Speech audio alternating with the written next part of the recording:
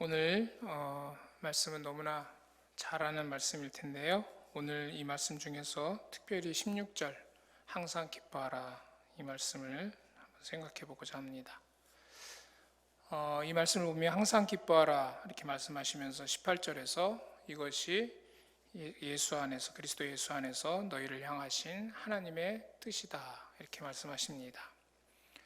이 말씀을 생각해 보면 우리가 항상 기뻐하고 사는 것이 하나님의 뜻이다 이런 말씀인데요. 이건 하나님께서 우리가 기쁨으로 살기를 원하신다는 말씀이기도 하고요. 또 약간 다른 쪽으로 생각한다면 하나님께서는 우리를 항상 기쁘게 하고 싶으시다라는 그 하나님의 마음을 이 말씀에서 찾아볼 수 있습니다. 제가 이 말씀을 큐티를 하다가 이 말씀을 묵상하는 중에 갑자기 그런 식으로 들렸어요. 내가 너를 기쁘게 했다. 우리는 이 말씀을 받을 때 아마 대부분 저도 그랬고요. 기뻐할 수 없는데 세상에서 어떻게 항상 기뻐하고 살 수 있겠어요? 그 항상 기뻐하고 살 수 없는 이 세상인데 하나님께서 항상 기뻐하라고 명령하셨기 때문에 내가 항상 기뻐하고 살아야 되겠구나. 항상 기뻐하는 게 우리가 해야 될 일이구나 이렇게 말씀을 받았는데 새롭게 이 말씀이 들리는 것은 하나님께서 이미 우리가 기쁘게 살도록 해주셨다는 그 하나님의 말씀이 들리게 되었습니다. 여러분 그렇게 믿으십니까? 기뻐할 수 없는데 기뻐하라고 하는 것이 아니라 하나님께서 이미 우리가 기쁘게 살도록 해주셨다는 거죠. 그래서 오늘 그 말씀을 나누려고 합니다. 그럼 어떻게 하나님께서 우리가 기쁘게 살게 만들어 주셨는가? 18절에 힌트가 나와 있죠. 그리스도 예수 안에서. 그리스도 예수 안에서 우리가 이미 항상 기뻐하고 살 수 있도록 하나님께서는 놀라운 일을 우리에게 해주셨습니다. 이미 다 알고 있는 겁니다. 다 알고 있는 건데 오늘 다시 한번 생각해 보면서 정말 하나님이 우리가 항상 기뻐하고 살 수 있게 해주셨구나. 이 믿음이 다시 한 번 더 확고해지기를 원하고요. 그래서 여러분 안에 기쁨이 넘치게 되었으면 좋겠습니다. 첫 번째는 그리스도 예수 안에서 하나님께서 우리에게 해주신 첫 번째, 우리가 너무나 잘 알고 있는 것이죠. 우리를 속량해 주셨습니다. 그래서 우리는 늘 기쁘게 살 수 있습니다. 아마 감옥에 있는 사람이 가장 기쁜 소식이 있다면 너 석방이다 라고 하는 걸 겁니다. 아픈 사람에게 가장 기쁜 소식이 있다면 이제 너는 다 나았다. 이게 아마 기쁜 소식일 것이고요. 빚을 져서 어려워하는 사람에게 기쁜 소식이 있다면 너 그 빚 다 갚아졌다. 이제 더 이상 갚을 게 없다 라고 하는 것일 겁니다. 아마 우리에게 전해진 이 속량의 소식, 하나님께서 우리를 속량하셨다는 이 구원의 소식은 바로 그러한 기쁜 소식인데요. 예수님께서 그 일을 우리를 위해 해주셨다는 것이죠. 아마 우리가 기뻐하고 살 수 없는 이유, 우리가 항상 기쁨으로 살 수 없는 이유는 근본적으로 죄 때문입니다. 우리가 죄를 지었기 때문에 우리는 일시에 저주 속에 빠져들게 되었습니다. 우리가 알 수 있듯이 창세기에 보면 아담과 하와가 범죄하고 난 이후에 여러 가지 변화들이 일어나는데 그 변화들 중에 가장 첫 번째 근본적인 것은 하나님으로부터 단절되는 것이죠. 아마 죄를 짓기 전에는 늘 하나님과 대화하며 하나님과 동행하는 행복한 에덴 동산이었을 터인데 범죄하고 난 이후에 그 하나님을 피하여 숨을 수밖에 없었고요. 하나님이 어디 있는지 몰라서, 모른다기보다는 안 보이니까 찾으시는 것이죠. 하나님은 다 아실 테지만, 그러니까 하나님으로부터 멀어질 수밖에 없는, 하나님으로부터 단절될 수밖에 없는 그런 모습을 볼 수 있게 됩니다. 아시다시피 하나님은 모든 복의 근원입니다. 따라서 하나님으로부터 단절된다는 것은 모든 복이 끊어진다는 것이죠. 그리고 그것은 하나님께서 말씀하시는 내용 속에 담겨지는데 우리가 여러 가지 얘기할 수 있겠지만 하나님의 친히 입으로 하신 말씀을 보면 땅이 저주를 받아서 가시덤불과 엉겅퀴를 내게 될 것이고 너는 땀이 흘러야 먹을 것을 먹게 될 것이다 라고 하는 이 말씀은 결국 인생은 고달픈 인생이 될 것이라는 것입니다. 과연 그 말씀대로 우리는 고달픈 인생을 살고 있습니다. 힘든 일이 좀 없어질만 하면 또 다른 힘든 일이 생기고, 뜻하지 않는 여러 가지 힘든 일 때문에, 지금 우리가 코로나 때문에 이렇게 힘들어 하듯이요, 이런 일들이 끊임없이 반복되는 것이 인생입니다.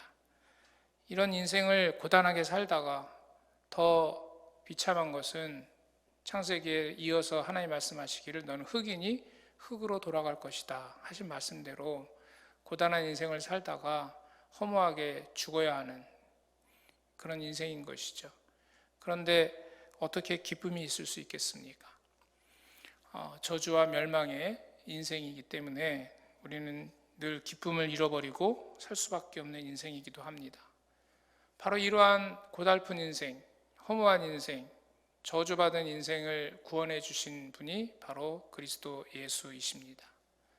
이렇게 비참하게 만들어 놓은 근본적인 문제, 바로 죄의 문제를 그리스도 예수께서 해결해 주신 것이죠.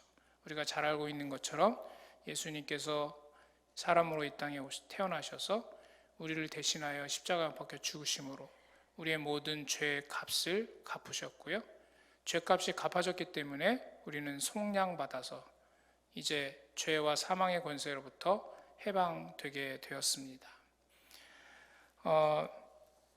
갈라디아서 3장 13절에 보면 주님께서 나무 십자가에 매달리심으로 말미암아 우리를 대신하여 저주를 받으셨고요.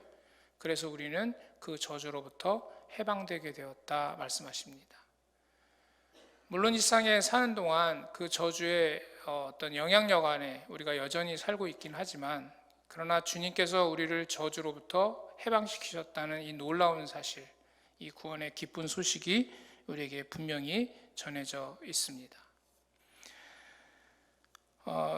우리가 죄값으로 팔려간 그 저주와 멸망에서 주님께서 우리의 죄값을 대신 갚아주셨기 때문에 말 그대로 속량을 받아서 풀려나서 이제 죄와 사망의 권세가 없는, 저주와 멸망이 없는 영원한 기쁨의 그 구원의 세계 속에서 우리가 살게 된 것이죠. 그래서 이사야 35장 10절에서는 이렇게 말씀하십니다. 여호와의 속량함을 받은 자들이 돌아오되 노래하여 시온에 이르러 그들의 머리 위에 영영한 희락을 띠고 기쁨과 즐거움을 얻으리니 슬픔과 탄식이 사라지리로다. 저기 써 있는 것처럼 영영한 희락을 띠고, 영영한 희락, 영영한 기쁨과 즐거움, 그 기쁨과 즐거움을 얻을 수 있었던 것은 바로 주님께서 우리를 위해서 속량해 주셨기 때문입니다. 우리는 영원한 지옥 멸망에서 벗어났고요. 그리고 죄와 사망 권세에서 벗어났고요. 그리고 우리를 괴롭히는 모든 질병을 비롯한 모든 연약함 가운데에서 우리는 근본적으로 벗어날 수 있게 되었습니다. 이것이 우리에게 하나님께서 주신 구원의 큰 기쁨입니다. 바로 그 구원의 큰 기쁨으로 우리는 늘 기뻐하며 살 수 있습니다. 어떤 분이 페북에 글을 올리셨는데 읽어보니까 그런 내용이었어요. 많은 크리스찬들이 하나님께서 나에게는 복을 안 주셨다, 더 큰 복을 줘야 되는데 왜 복을 안 주시느냐, 뭐 이런 약간의 불평 또는 이제 그런 말을 하는데, 사실은 이미 큰 복을 받았다. 그것은 바로 구원받은 것이다 라고 하는 내용의 글을 올려놓더라고요. 그걸 보면서 아멘 했습니다. 여러분, 큰 복 받으셨죠? 큰 복 받으셨으니까 다른 복은 안 받아도 되죠. 대답이 없으시네요. 사실 큰 복을 받았잖아요. 그러니까 다른 복은 그냥 덤이죠, 덤. 사실은 그거 하나로 우리는 충분히 기뻐하며 살 수 있습니다. 누가복음에 보면 그래서 주님이 태어나신 그 소식을 전하면서 천사들이 말하기를 큰 구원의 기쁜 소식이라고 말씀을 하십니다. 정말 그거보다 더 큰 구원의 기쁜 소식이 어디 있겠어요? 초대교회 성도들도요, 그 구원의 기쁨으로 늘 성전에 모여서 서로 찬양하며 하나님을 예배하며 즐거이 떡을 나누며 교제했습니다. 초대교회 성도들이 뭐가 기뻤겠어요? 나라는 빼앗겨가지고 식민지 생활을 하고 있고 핍박받고 있고 뭐 잘 사는 것도 아니고 뭐 평안한 것도 아니고 뭐 날마다 즐거운 일이 생기는 것도 아닌데 그들이 어떻게 그렇게 맨날 즐겁게 모여서 하나님을 예배하고 찬양할 수 있었겠습니까? 그들에게는 구원의 큰 기쁨이 있었기 때문이죠. 이 기쁨을 우리도 회복해야 합니다. 날마다 그 구원의 큰 기쁨이 우리 마음속에서 샘솟아야 합니다. 그 기쁨을 잃어버린다면 하나님께서 우리에게 명령하신 오늘 본문의 말씀 항상 기뻐하라, 이게 안 되는 거죠. 우리가 어떻게 항상 기뻐할 수 있겠습니까? 세상은 이미 벌써 힘든 일이 비일비재한데요. 우리가 구원의 기쁨을 잃어버리면 안 된다라고 하는 사실을 다시 한번 기억하시고 우리 안에 정말 주님께서 우리를 속량해 주심으로 우리를 그 모든 저주와 멸망으로부터 건져주신, 우리가 어떻게 보면 너무나 당연한 것이고 기본적이라고 생각하는 이 구원의 큰 기쁨이 우리 안에 온전히 회복될 수 있기를 원합니다. 특별히 그 구원의 큰 기쁨을 묵상하실 때 우리가 잘 알고 있는 것처럼 그 안에 담겨진 주님의 사랑을 기억할 수 있기를 원합니다. 제가 아까 잠깐 말씀드렸던 것처럼 항상 기뻐하라 명령하시면서 이것이 그리스도 예수 안에서 너희를 향한 하나님의 뜻이니라고 하는 그 말씀 속에 담겨진 그 하나님의 그 사랑의 마음을 느끼게 되었어요. 이거는 단순한 명령이 아니구나. 너가 기뻐할 수 없는데 기뻐해야 돼, 이런 명령이 아니라 나는 너가 정말 기뻐하기를 원하고 그래서 나는 너가 기뻐하며 살 수 있도록 내가 사랑으로 이렇게 해줬어 라고 하는 그 주님의 사랑의 마음을 느끼게 되었거든요. 여러분, 하나님은 우리의 아버지이십니다. 여러분 다 아시겠지만 부모들은 자식이 늘 기뻐하며 살기를 원합니다. 만약에 자식이 빚 때문에 기쁨 속에 살지 못하고 늘 슬픔과 어둠 속에 살고 있다면 아마 부모들은 자기 집을 팔아서라도 그 빚을 다 갚아주고 아들이 행복하게 살기를 원할 거예요. 그게 부모의 마음이거든요. 여러분, 하나님도 그런 것이죠. 우리가 죄를 범함으로 말미암아 심판받을 수밖에 없고 저주 가운데 살 수밖에 없는 그런 인생으로 나락에 떨어졌을 때 아버지이신 하나님께서 원하시는 게 무엇이었겠습니까? 다시금 우리들에게 기쁨이 샘솟기를 원하셨을 것이고요. 우리가 정말 기쁨 가운데 늘 행복하게 살기를 원하셨을 거 아니에요? 그 방법이 결국은 주님이 우리를 위해서 죽으시는 것 아닙니까? 그래서 주님은 기꺼이 우리를 위해 죽으셨고 그래서 우리가 정말 기쁨 속에 살도록 그렇게 만들어 주신 것이죠. 따라서 그 구원의 기쁨 속에서 늘 행복하게 사는 게 하나님을 기쁘시게 하는 겁니다. 우리가 인생에서 닥쳐지는 여러 가지 힘들고 어려운 일 때문에 그 구원의 기쁨을 잃어버리고 다시 슬픔 가운데 살고 있다면 하나님이 얼마나 슬프시겠어요. 여러분, 그래서 우리 안에 정말 주님께서 베풀어 주신 그 구원의 기쁨이 조금도 손상받지 아니하고 날마다 그 구원의 큰 기쁨으로 늘 즐겁게 생활할 수 있는 우리가 되기를 원합니다. 힘들고 어려울수록 그 구원의 기쁨이 더 크게 느껴지고 내가 정말 구원받지 못했다면 어떻게 했을까라고 하는 그 은혜가 더 샘솟을 수 있기를 원합니다. 우리가 힘들고 어려울 때마다 그 구원의 기쁨이 더 빛나게 되기를 원합니다. 그래서 찬송가 260장에서 그렇게 찬송하잖아요. 우리를 죄에서 구하시려 주 예수 십자가시었으니 기쁘게 부르세 할렐루야 나 구원 얻었네. 찬송하세 찬송하세 주님 나를 구하셨네. 찬송하세 찬송하세 주가 구원하셨네. 그 기쁨을 늘 찬송할 수 있는 우리가 되기를 원합니다.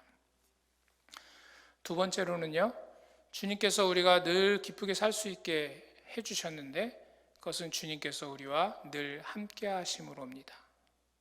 주님이 우리와 늘 함께 하시기 때문에 우리는 늘 기쁘게 살 수 있습니다. 솔직히 광야와 같고 또 그 고해와 같은 풍랑이 있는 그 바다와 같은 인생인데 그 인생에 무슨 기쁨이 있겠어요? 이스라엘 백성들이 출애굽을 해서 광야 생활을 할 때 늘 불평하고 원망할 수밖에 없었던 것, 사실 어찌 보면 인간적인 입장에서 본다면 당연한 겁니다. 걸어가는데 물이 없고 먹을 게 없고 당연히 불평할 수밖에 없는 그런 상황이죠. 그런 인생인데 어떻게 기쁨으로 살기를 원하시냐 이거예요. 근데 우리가 출애굽을 한 이스라엘의 광야 생활을 볼 때 한 가지 우리가 뒤집어서 생각해 봐야 될 것은 그 길 가운데 늘 하나님이 함께 하셨다는 것이죠. 그래서 물이 없었으나 물을 공급받을 수 있는 것이고요. 먹을 것이 없었으나 먹을 것을 공급받을 수 있었던 그 인생이라는 것이죠. 우리는 사실 그것을 뒤집어 봐야 되는데 뒤집어 볼 줄을 몰라요. 저도 마찬가지예요. 힘들고 어려울 때 힘들고 어려운 것만 보이지 그 힘들고 어려운 가운데 주님이 함께 하시는 것이 안 보이는 거죠. 하나님은 그렇게 얘기하시는 거예요. 우리를 향해서 너가 항상 기뻐하라. 이게 그리스도 예수 안에서 너희를 향한 하나님의 뜻이니라 말씀하실 때에 네가 힘들고 어려운 광야와 같고 고해와 같은 인생이지만 그 길 가운데 내가 늘 너와 함께하고 있다. 그러니 너는 기쁨으로 살 수 있다. 내가 너를 기쁨으로 살게 만들어 줄 것이다. 걱정하지 마라 말씀하시는 것이죠. 여러분, 우리의 귀가 열려져서 그 하나님의 음성이 느껴지기를 원하고요. 그 마음이 열려져서 그 하나님의 마음이 느껴질 수 있기를 원합니다. 우리가 잊지 말아야 될 것은 문제 해결보다 더 중요한 것은 하나님께서 함께 하신다는 사실입니다. 저도 이번에 이제 아프면서 계속 눈이 어디로 가냐, 마음이 어디로 가냐, 이 아픈 데서 벗어나고 싶다. 이 아픈 게 빨리 낫고 싶다. 거기에만 계속 집중되는 거예요. 그러면서 여러분, 하나님이 함께 하신다는 사실은 자꾸 잊어버리는 거예요. 여러분, 우리가 그렇잖아요. 어떤 문제가 닥쳐졌을 때 그 문제가 해결되기를 원하고 어서 이 문제부터 벗어나기를 원하는 마음이 굴뚝같이 그 가운데서도 여전히 하나님이 함께 하시고 하나님이 나와 함께 하심으로 말미암아 나는 걱정할 것이 없다. 이 마음이 안 되잖아요, 잘. 그래서 이스라엘 백성들이 광야에서 그렇게 계속 불평했던 것이죠. 우리도 똑같습니다. 여러분, 우리 안에 주님이 우리와 함께 하신다는 사실, 이 놀라운 사실이 기쁨으로 늘 충만하게 되기를 원합니다. 사실 그리스도 예수 안에서 우리가 받은 복이 뭐냐? 하나님과 화목하게 된 거잖아요. 하나님께 가까이 나아갈 수 있게 된 거잖아요. 지성소의 휘장이 찢어짐으로 말미암아 그 주님이 임재하시는 그 지성소에, 그 시은소에 은혜를 베푸시는 그곳에 우리가 친히 그 하나님 앞에 감히 나갈 수 있게 된 거잖아요. 그래서 그 은혜 가운데 거할 수 있게 된 거잖아요. 주님과 함께 동행할 수 있게 된 거잖아요. 여러분, 우리가 어떤 사람들입니까? 죄인이잖아요. 더러운 자잖아요. 감히 하나님께 나아갈 수 없는 그런 사람들이잖아요. 그런데 주님께서 우리를 위해서 그 길을 열어주셨고 우리에게 의를 전가시켜 주셔서 거룩한 자로 만들어 주셨고 그래서 주님께 나아가서 주님과 동행하며 주님께 기도도 할 수 있고 주님께 아뢰 수 있는 그런 특권을 우리가 허락받았습니다. 에베소서에 나와 있는 말씀처럼 우리는 멀리 있던 외인이 아니라 이제 하나님의 권속이 되었습니다. 하나님의 가족이 되었습니다. 하나님의 식구가 되었습니다.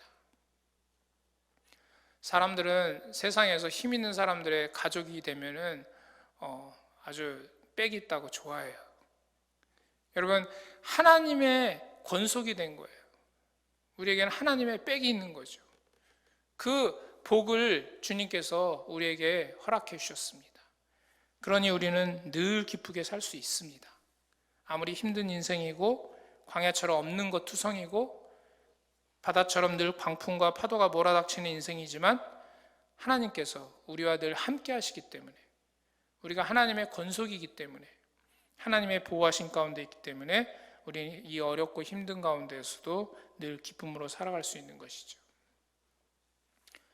하나님께서 우리에게 말씀하신 내용 이사야 41장 10절 말씀인데요. 너무 다 잘 알고 있잖아요. 두려워하지 말라 그러면서 뭐라고 말씀하셔요? 내가 너와 함께 하지 않느냐. 놀라지 말아라. 내가 너의 하나님이 된다. 여러분, 하나님은 우리의 하나님입니다. 그러면서 말씀하시기를 내가 너를 굳세게 할 것이다. 그 다음 말씀이 정말 감동이에요. 뭐라고 말씀하시냐면 참으로 너를 도와주리라. 그냥 도와주리라도 아니고 참으로 너를 도와주리라. 그리고 말씀하시기를 나의 의로운 오른손으로 너를 붙들 것이다. 여러분, 이 말씀이 얼마나 힘이 되는 말씀입니까? 우리가 살아가는 세상은 두려워할 수밖에 없고 놀랄 수밖에 없는 세상인데, 그 세상에서 너가 기쁘게 살아갈 수 있도록 해줄 건데 그건 무엇 때문이냐? 내가 너와 함께하기 때문이다, 이 말씀이죠. 여러분, 우리의 눈이 상황에 고정되지 아니하고 그 상황 속에서 함께하시는 하나님께 고정될 수 있기를 저도 늘 그렇게 고정되기를 정말 원합니다. 이사야 46장 3절에서는 이렇게 말씀하십니다. 야곱의 집이여 이스라엘의 집에 남은 모든 자여 내게 들을지어다. 이러면서 뭐라고 말씀하시냐면 배에서 태어남으로부터 내게 안겼고 태에서 남으로부터 내게 업힌 너희여. 그러면서 이어지는 말씀, 너희가 노년에 이르기까지 내가 그리하겠고 백발이 되기까지 내가 너희를 품을 것이라. 내가 지었은즉 내가 업을 것이요 내가 품고 구하여 내리라. 여러분, 하나님께서요, 태어날 때부터 너가 내한테 업혔는데 내가 노년에 이르기까지 내가 너를 계속 업을 것이고 내가 너를 품어줄 것이라 말씀하십니다. 확실하게 책임지겠다는 말씀이에요. 얼마나 감사한 말씀입니까? 우리 옆에 분한테 얘기해 주세요. 하나님께서 끝까지 책임지신다. 네, 아멘. 여러분, 하나님께서 우리를 끝까지 책임지시고 우리를 품어주시고 업어주시고, 그러면서 저기 나와 있는 말씀처럼 내가 품고 구하여 내리라 말씀하시잖아요. 그러니 여러분, 우리가 얼마나 기쁨으로 살 수 있습니까? 이보다 더 확실하고 든든한 보장이 어디 있습니까? 우리는 확실하고 든든한 보장을 받았습니다. 그래서 시편의 4편에 이런 말씀이 있죠. 주께서 내 마음에 두신 기쁨은 그들의 곡식과 새 포도주가 풍성할 때보다 더하니이다. 내가 평안히 눕고 자기도 하리니 나를 안전히 살게 하시는 이는 오직 여호와시니이다. 이 말씀 속에서 조금 더 생각해 보면 우리 안에 기쁨이 있는데 그 기쁨이 무엇 때문이냐? 곡식과 새 포도주 때문이 아니라는 거예요.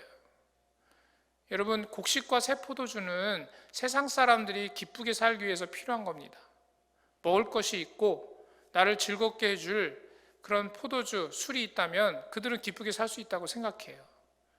그래서 그거를 위해서 살고 있고 그걸 의지하여 살아갑니다. 그러나 우리는 아니라 이거죠.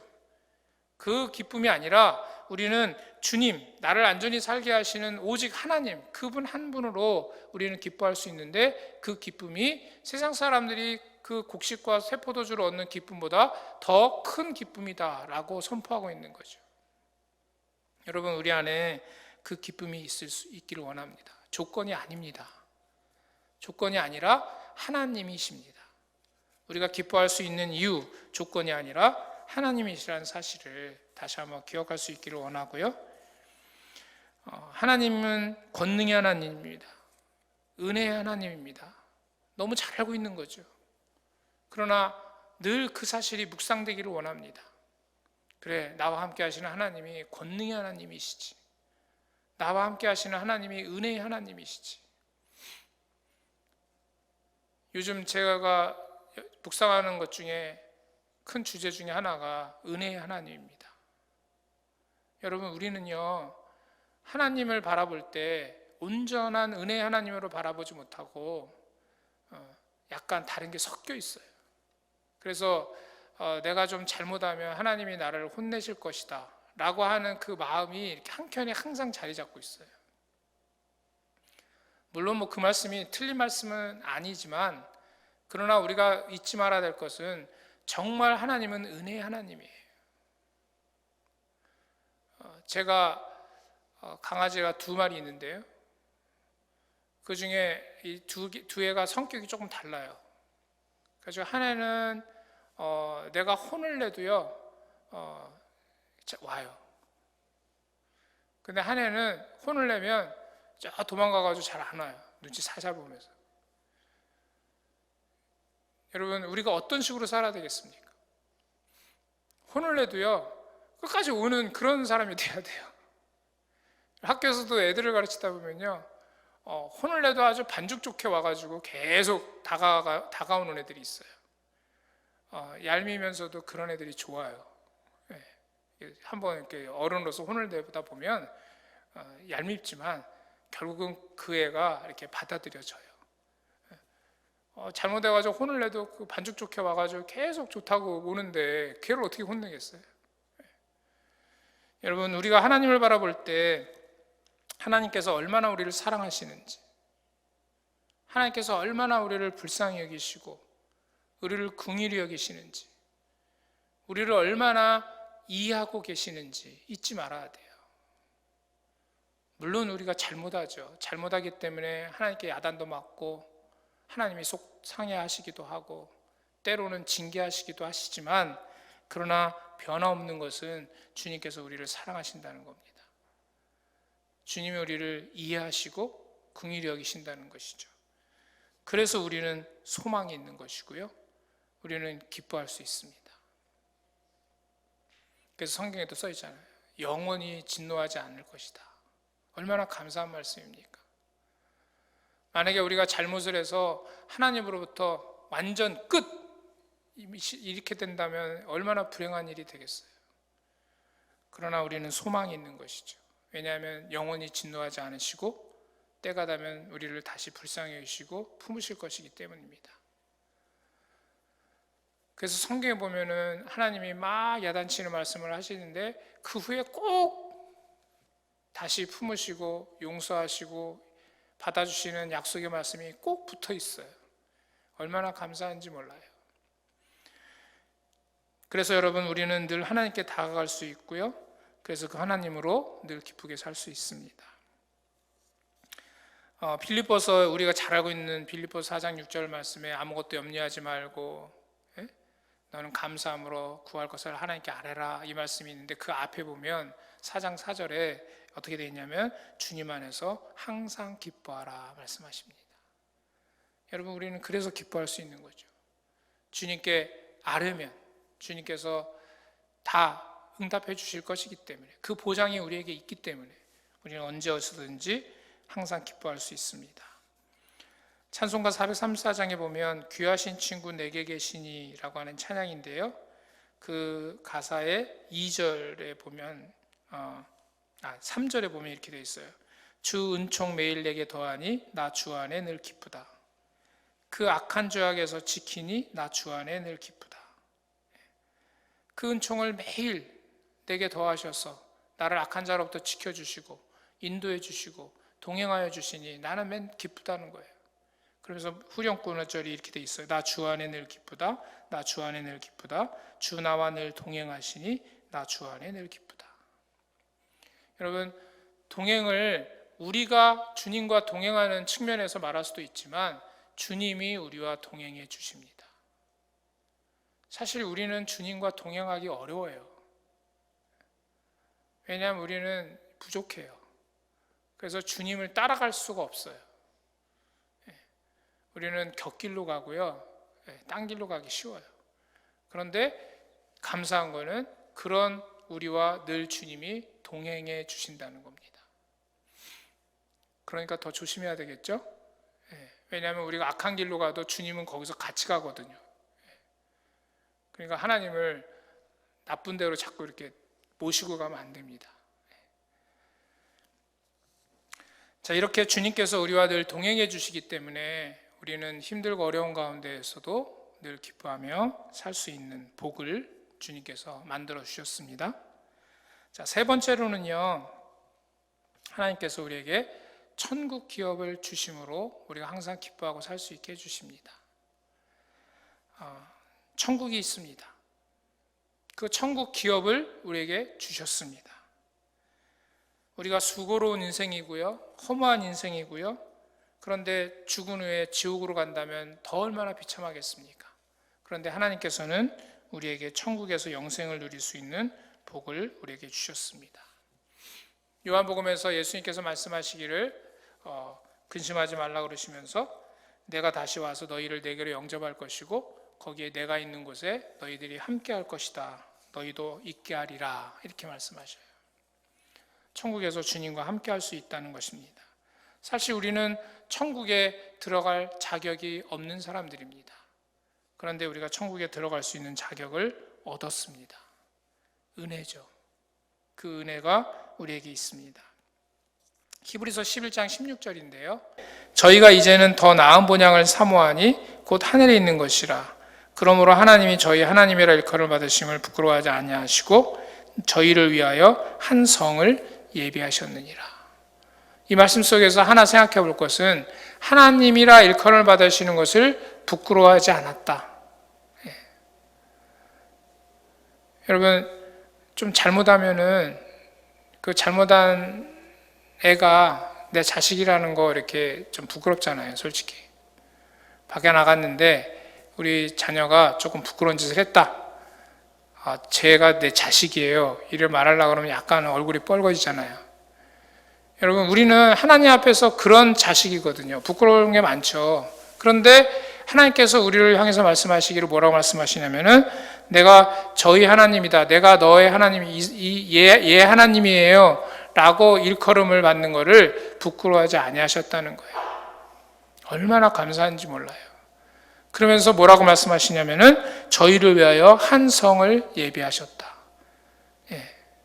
천국이죠. 천국을 예비해 두셨어요. 그것에 우리가 들어갈 수 있게 해주시는 거예요. 여러분, 천국이 우리를 위해서 예비되어 있습니다. 그 기쁨으로 힘있게 늘 기뻐하며 살라는 거예요. 최근에 제가 살고 있는 시골이잖아요. 그 시골에 로또 복권 1등 당첨자가 나왔습니다. 그래갖고 소문이 파닥하게 나가지고 저희 귀까지 들려왔어요. 그래서 일용직 하시는 분인데 참 감사한 일이죠. 그런 분이 로또 1등이 됐으니 감사한 거죠. 그래가지고 그분이 1등을 받았대요. 그래서 이제 갑자기 돈이 많아진 거죠. 얼마나 기쁘겠습니까? 그런 것도 기쁜데 여러분, 우리한테는 그보다 더 큰 복이 있잖아요. 천국의 복. 그 천국을 우리가 받았어요. 기쁘게 살아야죠.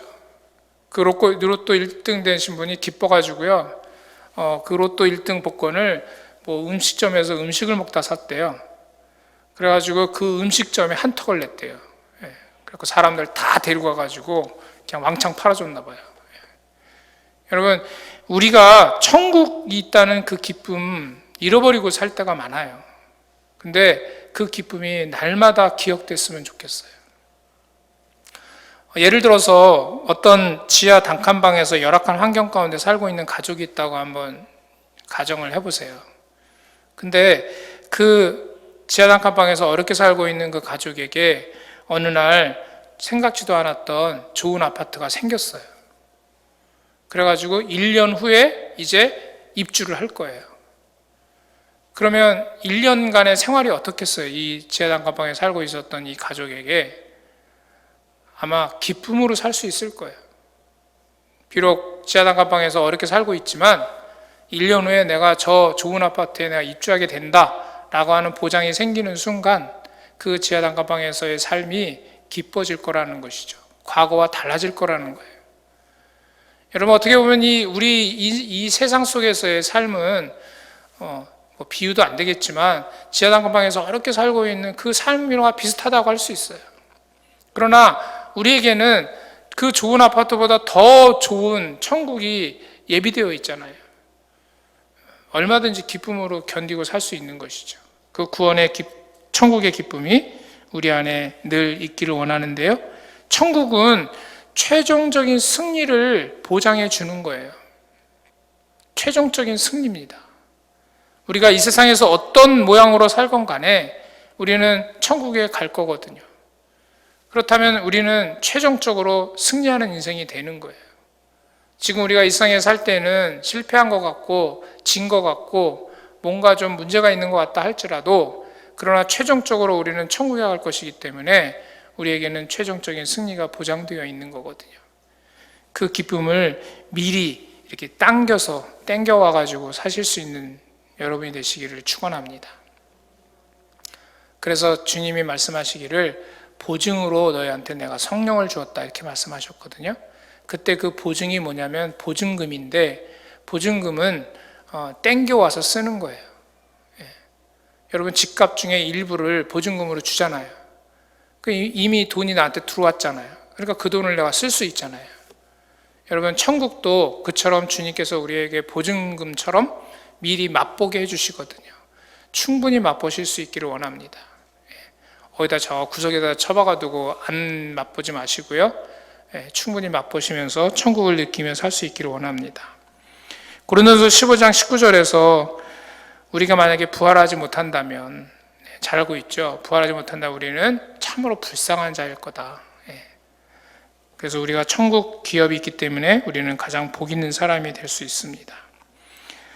끝으로 다 아시겠지만 천국은 여러 가지 표현들이 있지만 주님이 우리의 이 인생길 속에서 힘든 걸 아시기 때문에 계시록에서 어떻게 말씀하고 계시냐면은, 하나님은 친히 그들과 함께 계셔서 모든 눈물을 그 눈에서 닦아주시니 다시는 사망이 없고 애통하는 것이나 곡하는 것이나 아픈 것이 다시 있지 아니하리니 처음 것들이 다 지나갔음이라 이렇게 말씀하십니다.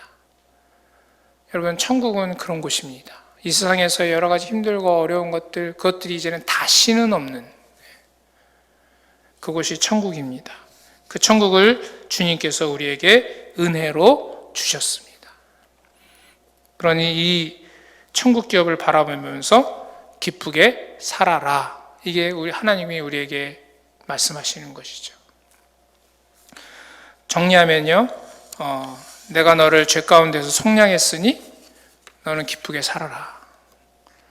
너가 힘들고 어려운 가운데 살지만 내가 너와 늘 함께 할 것이니 너는 늘 기쁘게 살아라. 이 세상에서 힘들고 어려울지라도 너에게는 천국이 예비되어 있다. 내가 너에게 그 좋은 천국을 주었다. 그러니 너는 늘 기쁘게 살아라. 하나님 말씀하시는 것이죠. 이 기쁨이 우리들 안에 늘 충만히 있기를 원합니다. 기도하겠습니다.